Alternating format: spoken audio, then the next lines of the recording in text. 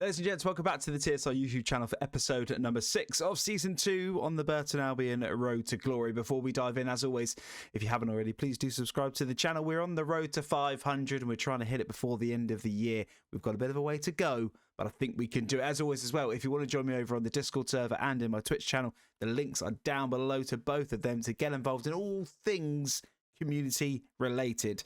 Without further ado, we will look at the table. We are currently 5th in the table. We've now played 2 episodes on Legendary. It's been a challenge. We've lost some games. We have now won some games, and we've drawn a few as well. We've already got 5 draws this season. We are 8 points off the top, with Brentford leading the way. In terms of the games we've got today, we have got Brentford first up, so it is a big game to kickstart things. And then we move into the month of December, where we've got Forest away, QPR at home, Sunderland away, and Watford at home. We will play 3, we will simulate 2. Which ones we play and sim, I will decide as we go. But that is going to be the plan, and very quickly, the attention will then turn towards the end of December, the festive period, and the January transfer window. We currently have around 650k to spend. I'm looking for a bit of backup at left mid, and really, we're not looking for any starters. It will all be about backup. We'll bring some youth players in, get them loaned out, and I don't think anybody will leave the door, but we'll never say never if an offer comes in. But without further ado, let's get into Brentford for game number 1.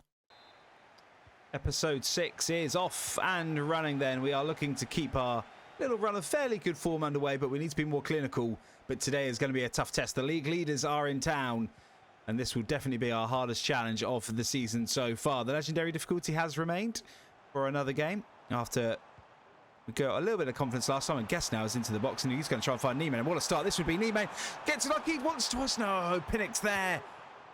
Brentford still with an absolutely stacked squad, as you can see.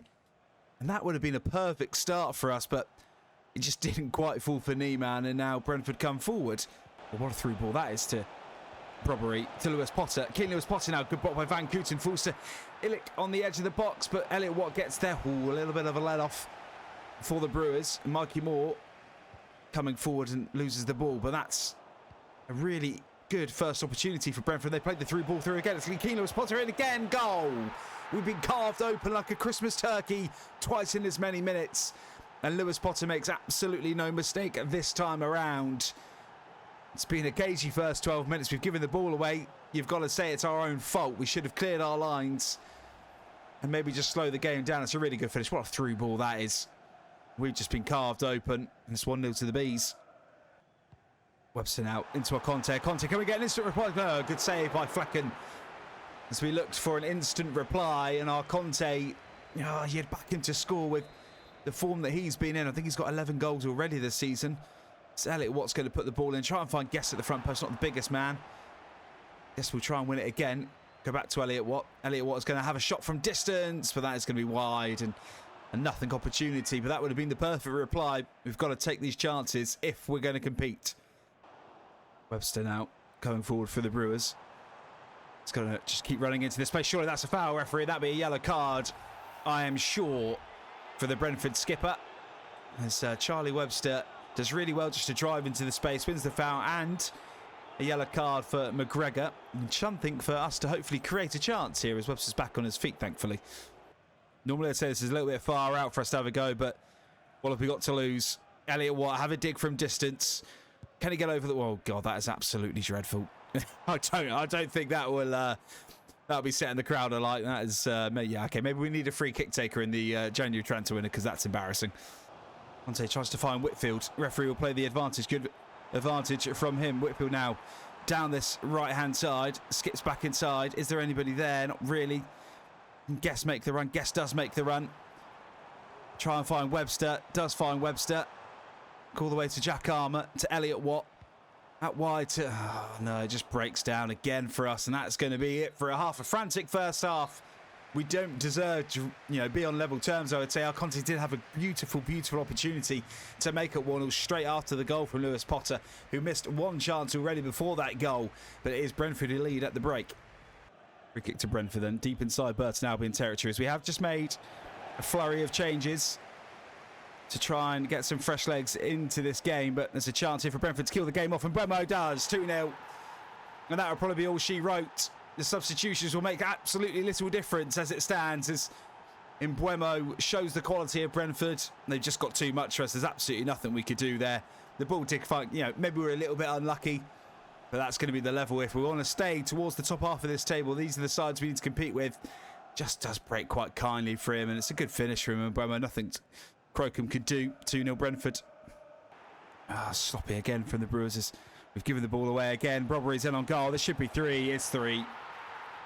We have been absolutely demolished by Brentford. You can see why they are top of the table, and we've not faced anything like this season. Regardless of what difficulty we're on, this has been a different level from Brentford. And I tip the hat. We've got to put our tail between our legs, save our blood, just move very quickly on to the next one. Otherwise, we're going to slide down this table rather quickly. Mbuemo again for Brentford. Chance for Igor Thiago. Ilic, 4-0. That really is game, set and match. There's no more words I can use. We have been absolutely dismantled. It seems that every single chance they've taken, apart from the one early on, and yeah, we've been absolutely humbled at home by Brentford. Fair play to them. It's Brentford 4, Burton Albion 0. So it is Forest away next up for the Brewers, and I think we will just maybe make a couple of changes. We are going to simulate this game. It's again taking up the risk of the games that we can win versus the games that on paper we should lose, and hopefully trying to make it pay off. So we are going to simulate this game. We're going to start Niemann on the right. I think that will be the only one we do for this game as we try and look to stabilise the starting 11 and rebuild from that really disappointing defeat against Brentford. Bounce back, we do not. A 4-2 defeat away at Forest. Gibbs White gave the home side the lead on 7 minutes before. Mikey Moore scored for the Brewers. That's his first goal. Obviously, we've not scored with him in a game that we've actually played. Then Gibbs White put them back ahead before half-time.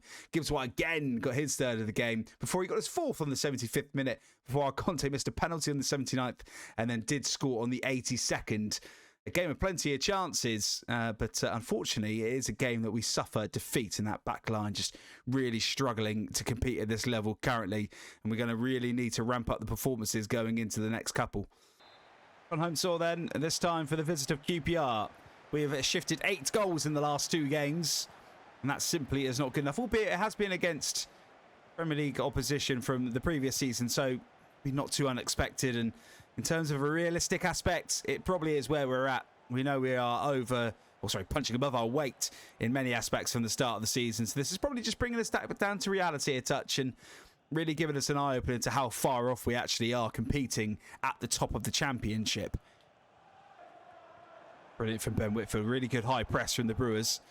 We just try and look to make something happen here as Mikey Moore now can maybe look into a pocket space. Mikey Moore's going to shoot. Fresh with his confidence of his goal in the last game. Pulls out a brilliant save from Nardi. We haven't scored with him in open play, as I would call it, from when we've been playing the game. Did get a goal in that game, and maybe that's just going to give him the confidence to kick on, as Elliot Watt's going to put this ball into the box and go to the back post to Conte at the back, but can he find Webster? No, can't.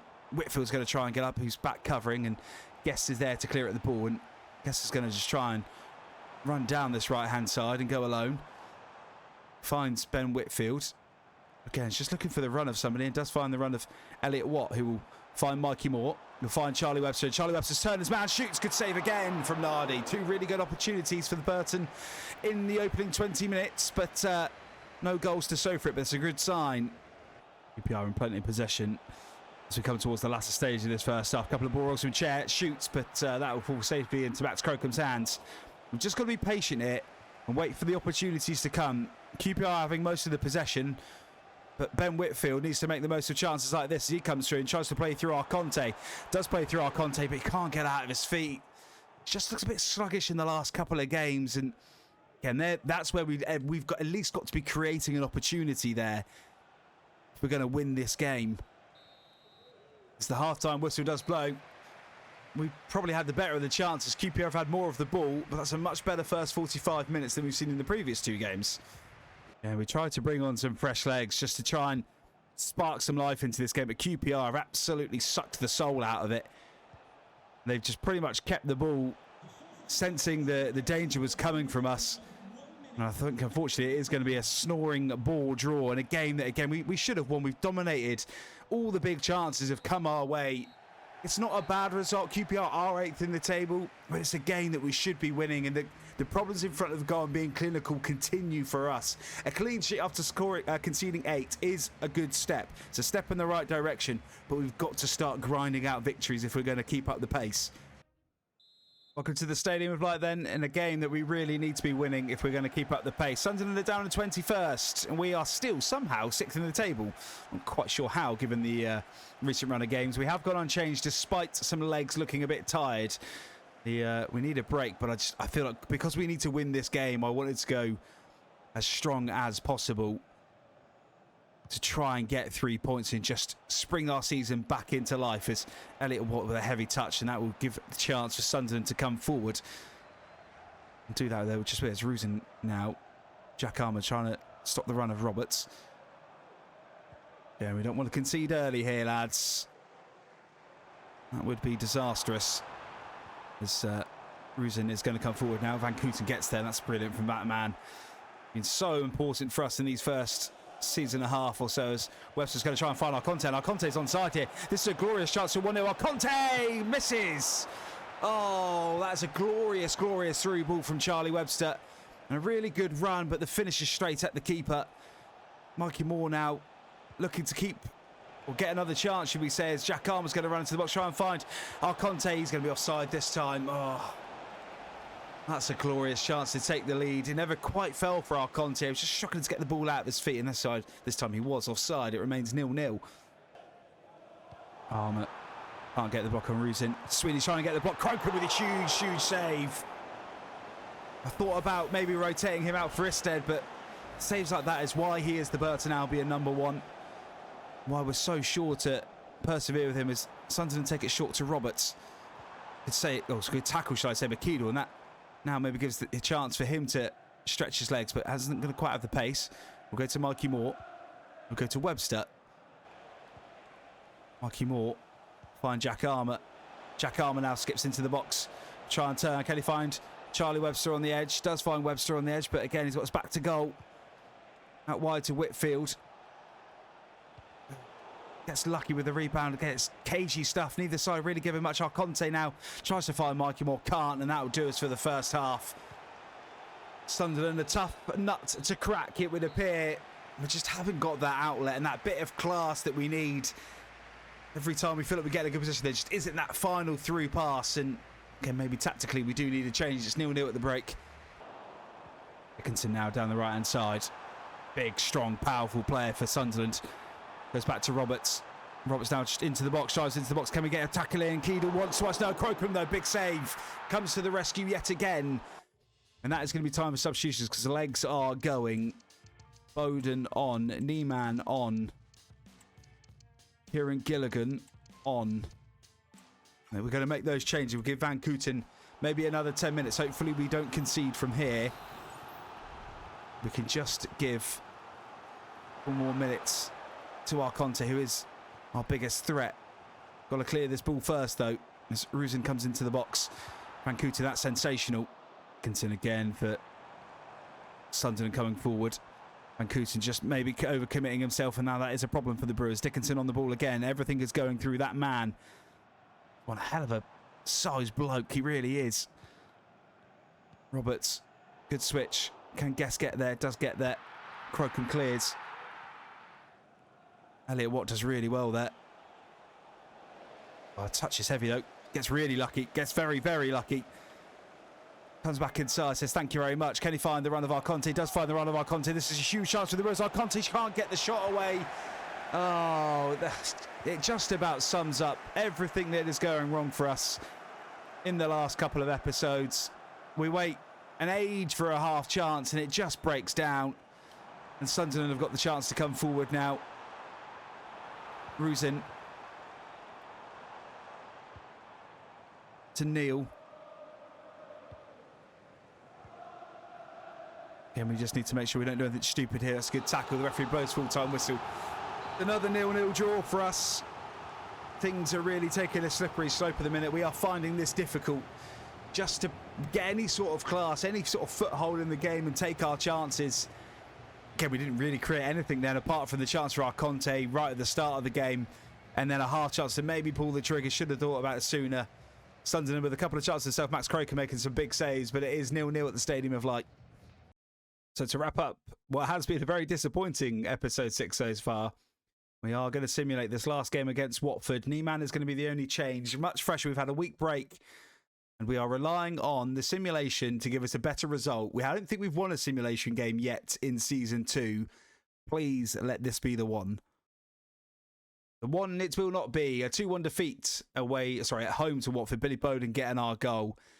And it's a slippery, slippery slope from here. Let's have a quick look at the table before we wrap things up. What really has been another poor showing. It's been extremely difficult, but this is kind of how it should be. And kind of the reason why we made the change to world class, because I think realistically, if we were still on world class, we'd probably be top of the table. Quick look then at who is at the top. It is Brentford who still lead the way. No surprising there. They are absolutely flying with 17 wins from their 22. Then it is Norwich in second, Luton in third, Coventry in fourth, Ipswich in fifth, Forest in sixth. We slipped down to 7th in the table. We have got a bit of a buffer back to the mid-table, so it's not all doom and gloom just yet. And right at the bottom it is Cardiff, Charlton and Hull City. The next time out, the January transfer window will open. The festive period is well and truly upon us. We will have Ipswich on Christmas Day, supposedly, next up away from home before going to Brentford away and then Portsmouth at home. So 2 really tough games to start episode number 3. The window will open and then it will be Swansea away and Millwall in the FA Cup. So we'll have our first taste of cup action this season. And then we'll be looking to see whether we should bring in any more players. Again, left-sided is probably where we're looking for a bit of backup from Mikey Moore. He hasn't quite got far in yet. And if we do look to change the system, that's where maybe we'll have to fill in another position to get a bit of class in the team. Let me know what you think about a change of system, whether we should maybe go for 2 up top rather than just the sole striker to give our content a little bit more support. What does that mean for Charlie Webster? Because obviously he does play as a cam. Could we drop him further back and shuffle things around? A lot of questions that we need to answer, and very, very quickly. Otherwise, we are going to continue to struggle in the Championship. But that will do it for episode number 6. Remember, the episodes are every Monday and Thursday at 12 p.m. UK time. So please do subscribe to the channel if you haven't already. And I'll see you in a few days for episode number 7.